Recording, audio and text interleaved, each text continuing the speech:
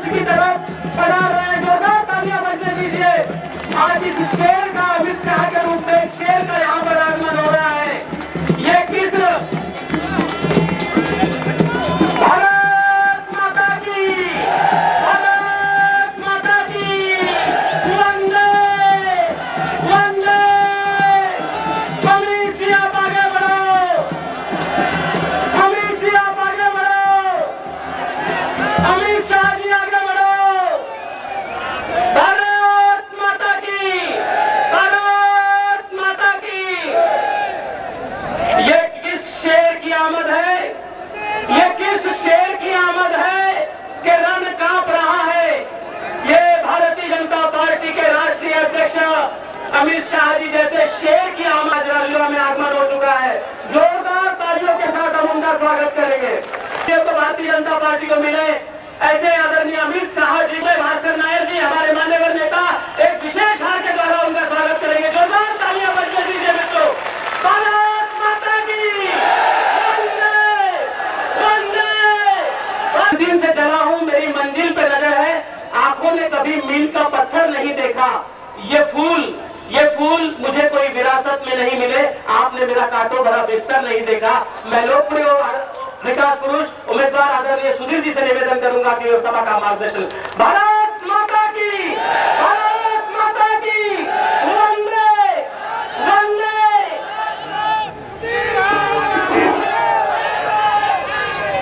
भारत माता की, भारतीय जनता पार्टीचे राष्ट्रीय अध्यक्ष उत्तर प्रदेश मध्ये ज्यांनी काँग्रेस व समाजवादी पार्टीला चारोखाने चीत केलं, भारतीय जनता पार्टीला प्रचंड असं यश मिळवून दिलं असे आदरणीय अमित शहाजी, आपले लोकप्रिय खासदार हंसराज अहिरजी आपल्या आशीर्वादाने येणाऱ्या विधानसभेत आमचे सहकारी म्हणून आमदार होऊन मुंबई येणारे संजय थोटेजी, आमचे मार्गदर्शक नेते आदरणीय चंदनमैया छत्तीसगडचे मंत्री श्री कश्यपजी, कुशल संघटक खुशाल बोंडेजी, जिल्ह्याचे महामंत्री हरीश शर्माजी, मंचावरील सर्व नेते मान्यवर व रणरणत्या उन्हात काँग्रेस राष्ट्रवादीला पाणी पाजण्याचा संकल्प घेऊन उपस्थित माझ्या दीन दुर्बल शोषित पीडित भारत मातेच्या सुपुत्रांनो, देशभक्तांनो, कष्टकऱ्यांनो, अजून 2 सभा आपल्याला अजून भांडण ऐकायचंय। मी आपल्याला एकच गोष्ट सांगायला आलोय, 2 ऑक्टोबरला नरेंद्र भाईंनी या देशामध्ये सफाई अभियान सुरू केलं आहे, देश स्वच्छ करायचा आहे। आपल्याला 15 तारखेला पहिले महाराष्ट्राचा काँग्रेस राष्ट्रवादीचा कचरा सफाई करा, 15 तारखेला सफाई अभियान काँग्रेसवाला भेटला तो तुम्ही आम्ही सफाई करतो, अरे तुम गंदगी को साफ नहीं करते, तुम सिर्फ राज्य के गरीब जनता के तिजोरी को साफ करते हो। तुम्हारा सफाई अभियान तो तिजोरी से होता है। बंधूंनो, आपल्या आशीर्वादाने केंद्रात सरकार आहे। आता आपले लोकप्रिय खासदार हंसराज यांनी शब्द दिला की पूर्ण शक्तीने राजूला विधानसभेच्या जनतेची सेवा करेन। मी आपल्या बाजूचा आमदार म्हणून संजय भाऊ शब्द देतो, तुम्ही जर आमदार झाले हंसराजजीचं एक इंजिन राहील, पण राजूला विधानसभेची सेवा करताना डबल इंजिन सोबत माझं 3रं इंजिन मी लावल्याशिवाय राहणार आहे। आणि बंधूंनो, तुम्ही मनात विचार करा, आता केंद्रामध्ये नरेंद्र भाई मोदींच्या विकासाची नीर आहे, राज्यामध्ये सरकार येईल, त्या विकासाच्या विहिरीवर भारतीय जनता पार्टीच्या राज्याच्या सत्तेचा पंप असेल, पण चुकून जर निमकर धोटेची जंग खाल्लेली तोटी लावली तर केंद्राचं राज्याचं पाणी येणार नाही। आणि म्हणून जंग खाल्लेली तोटी लावण्यात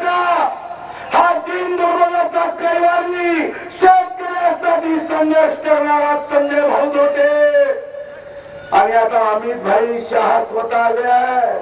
जहां जहां अमित भाई जाते हैं विजय उनके साथ आ जाता है। राजूराम हम जीतेंगे ये संकल्प हम करते हैं। आता शेवटचं बंधूंनो एकदा अमित भाईला हात वरती करून सांगा की आपण कमळाला मत देणार आहात की नाही। हात वरती घ्या। भारत माता की धन्यवाद।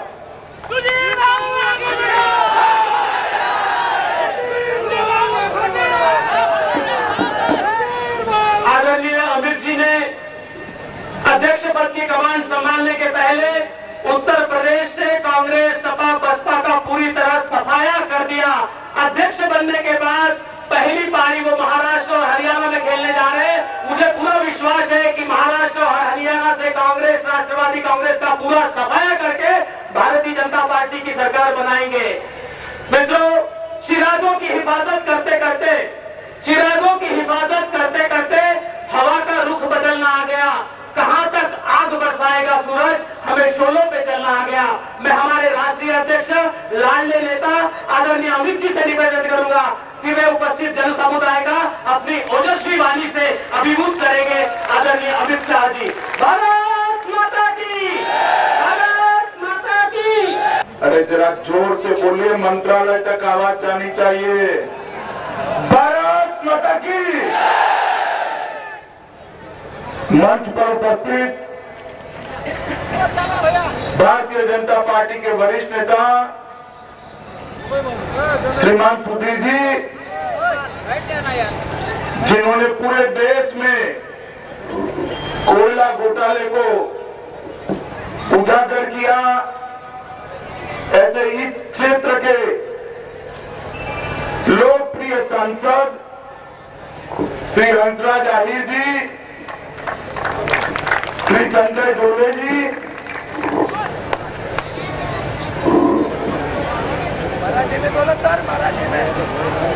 श्री चंदन सिंह जी, श्री कुशल बोंडे जी, श्री सिद्धार्थ जी, श्री अरुण मस्के जी और आज के कार्यक्रम में इतनी विशाल संख्या में उपस्थित माताओं, भाइयों और बहनों, सबसे पहले तो इस चिलचिलाती धूप में आप लोगों ने थोड़ी राह देखनी पड़ी है। हम थोड़ा लेट हो गए, इसके लिए मैं मन से आप लोगों की क्षमा मांगता हूं। चुनाव में कई बार कार्यक्रम हमारे हाथ में नहीं रहते और इसके कारण इतनी चिलचिलाती धूप में आप लोगों को राह देखनी पड़ी। मित्रों, सबसे पहले मैं आप सबका और महाराष्ट्र की जनता का हृदय से आभार मानना चाहता हूं कि आप लोगों के आशीर्वाद के कारण ही 48 में से 42 सीटें लेकर आपने नरेंद्र भाई को देश का प्रधानमंत्री बनाने का काम किया। भाई हंसराज जी को संसद में भेजकर नरेंद्र भाई के हाथ मजबूत किए। आज सुबह सुबह मैं होटल से निकल रहा था तो शरद राव का भाषण चल रहा था। शरद पवार जी पूछते थे कि आप लोगों ने 4 महीने में क्या किया। नरेंद्र भाई प्रधानमंत्री बने हुए अभी 4 महीने हुए। 4 महीने में हमने क्या किया। मैं कहना चाहता हूं शरद राव जी, आप तो 15 साल से महाराष्ट्र में और 10 साल में देश में है, आपने क्या किया। चुनाव महाराष्ट्र का है, देश का नहीं है। हमसे हिसाब पूछते हो, महाराष्ट्र की जनता आपसे हिसाब पूछती है कि 15 साल में महाराष्ट्र इतना पिछड़ क्यों गया। मित्रों, फिर भी हम भारतीय जनता पार्टी के कार्यकर्ता हैं। अगर कोई हिसाब मांगता है तो हम जरूर देंगे, जरूर देंगे। मैं बताता हूं 4 महीने में क्या हुआ। श्रीमान शरद पवार 4 महीने में सबसे पहले हमने देश में बोलने वाला प्रधानमंत्री दिया है, बोलने वाला प्रधानमंत्री। पहले तो 10 साल तक प्रधानमंत्री की आवाज सुनने के लिए तरस गए थे।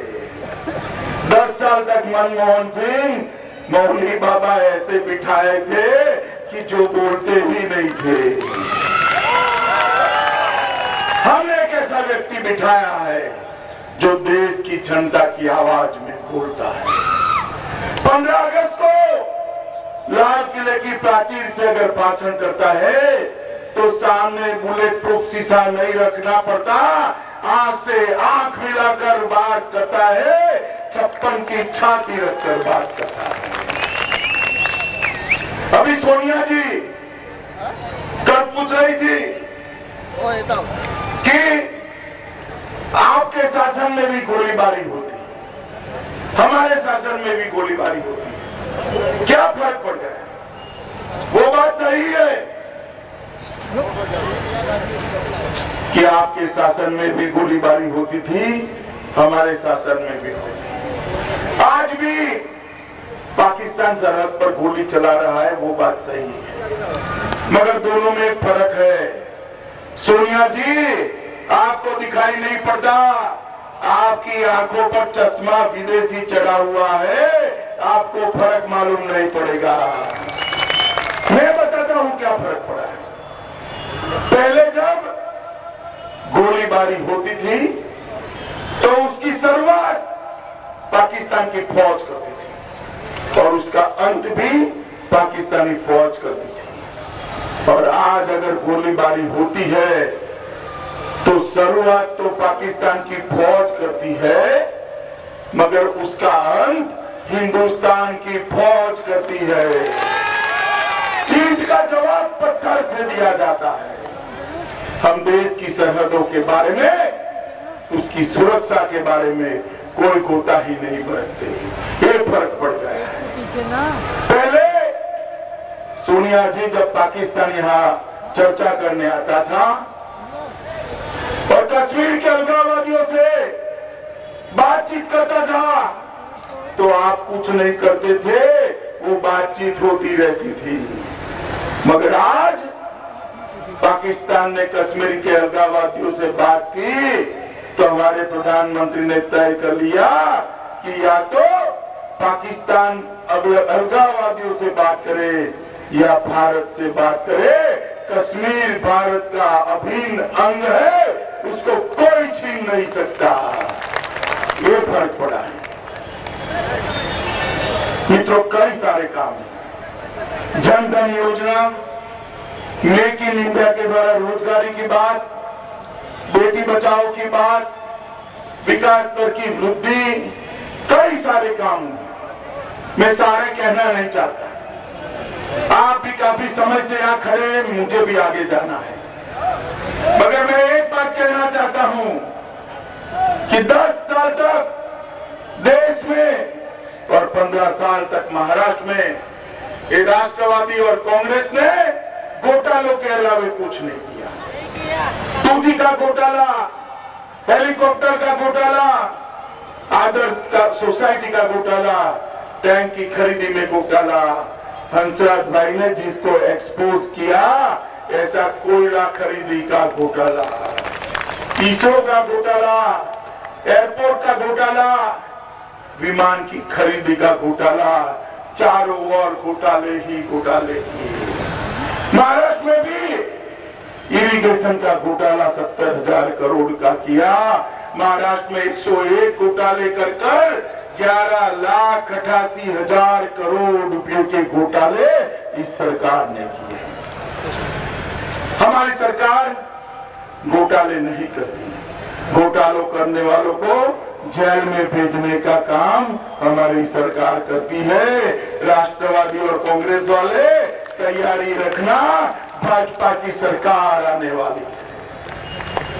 एक क्षेत्र कई सालों से अब अकाल से पीड़ित है। अभी एक भारतीय जनता पार्टी के कार्यकर्ता ने कहा कि इतने सालों से अकाल पड़ रहा है, तो शरद राव जी ने जवाब दिया हम क्या करें, अकाल तो ऊपर से ईश्वर तय करता है। शरद राव जी ऐसा नहीं है। मैं आज एक कहानी सुनाने चाहता हूं। हमारे गुजरात में मोरबी कर एक गांव है, वहां एक कला पीकर के राजा हुआ करते थे। वो बड़े सवेरे सवेरे घोड़ा लेकर घूमने निकले। तो राहुल सर अब स्टेज उनको प्यास लगी तो खेत के पास खड़े रह गए और एक माई थी, उसको कहा माई पानी पीना है। गन्ने का खेत था, माई ने कहा बेटा पानी क्या पीना, ये तो कलापी का राज है, यहाँ तो पानी नहीं पीते, गन्ने का रस पी। ऐसा कर उन्होंने गन्ने को काटा तो अंदर से इतना गन्ने का रस निकला कि राजा को पानी की तरह रस पीने मिल गया। राजा के मन में विचार आया कि मेरे प्रांत के किसान कितने समृद्ध है कि गन्ना काटते ही इतना सारा गन्ने का रस निकल आया। उसने कहा माई और पीना है, तो माई ने दूसरा गन्ना लेकर काटा, अंदर से रस नहीं निकला। राजा ने पूछा माई रस क्यों नहीं निकला, कि मेरे राजा की नजर बिगड़ गई है इसलिए रस नहीं निकला। तो जहां राजा की नजर बिगड़ती है वहां बारिश भी नहीं होती, ईश्वर भी सहायता नहीं करता। ये राजा को बदल दीजिए, बारिश अपने आप चली आएगी। 15 साल से गुजरात में अकाल नहीं है। मैं अकाल के लिए किसी को दोष नहीं देता, मगर जो करना चाहिए वो जनता ने करना ही चाहिए। बदल दीजिए राष्ट्रवादी कांग्रेस की सरकार, देश के किसानों का भला हो जाए। आपके खेत में पानी पहुंचाने का काम भारतीय जनता पार्टी करेगी। मित्रों, एक जमाना था जब महाराष्ट्र हर क्षेत्र में 1 नंबर पर था।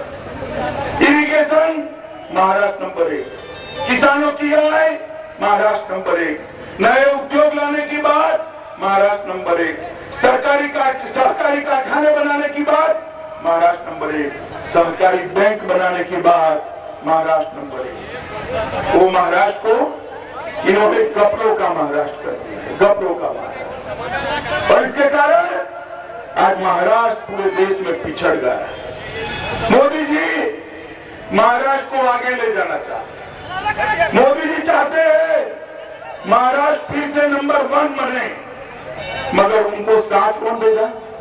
हम देंगे। आप मुझे बताइए, एनसीपी और कांग्रेस की सरकार आएगी तो मोदी जी को साथ देगी? तो आकर मोदी जी कैसे काम करेंगे? इसलिए हमने इस बार महाराष्ट्र विधानसभा की 288 की 288 सीटें लड़ने का निर्णय किया है।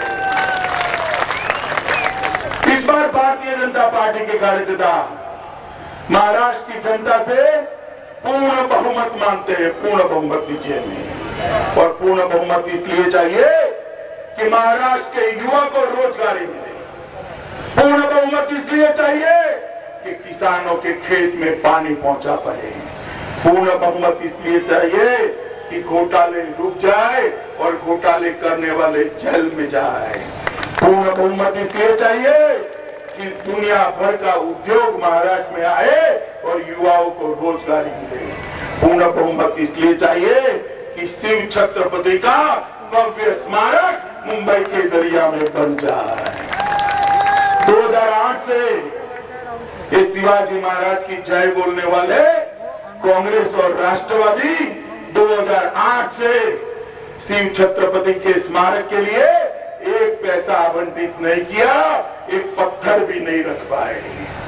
6 साल से आप शिव छत्रपति का स्मारक तो नहीं बना पाए, महाराष्ट्र को क्या बनाएंगे? आप अब जगह कर दीजिए, भारतीय जनता पार्टी आ रही है। मित्रों, इस सीट पर साल से भारतीय जनता पार्टी चुनाव नहीं लड़ी। इस बार हमारे संजय जी को हमने प्रत्याशी बनाया है। संजय जी को 25 साल के बाद पहली बार कमल लेकर भारतीय जनता पार्टी ने यहां भेजा है। आप लोगों के बीच में एक भरोसे से भेजा है कि आप संजय जी को हम एक कार्यकर्ता के नाते भेजे हैं, आप विधायक बनाकर मुंबई भेज देंगे। आप मुझे बताइए, संजय गोटे को जिताएंगे या नहीं जिताएंगे? कमल के निशान पर बटन दबाएंगे? मोदी जी के हाथ मजबूत करेंगे? भारतीय जनता पार्टी की पूर्ण बहुमत की सरकार बनाएंगे? बनाएंगे या नहीं बनाएंगे? तो मेरे साथ दोनों हाथ खड़े कर बोलिए, भारत माता की। जरा पीछे वाले भी बोले जो छांव में बैठे हैं, भारत माता की, भारत माता की।